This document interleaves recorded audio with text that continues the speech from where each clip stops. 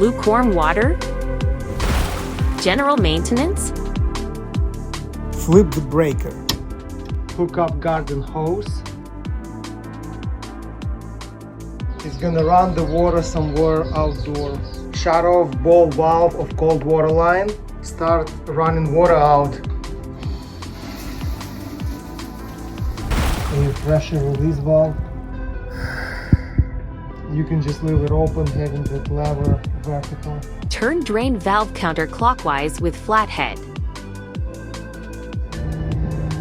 Steady flow. You can hear the sound of the water settling and moving. You can see the color of water is reddish, leaving rusty residues.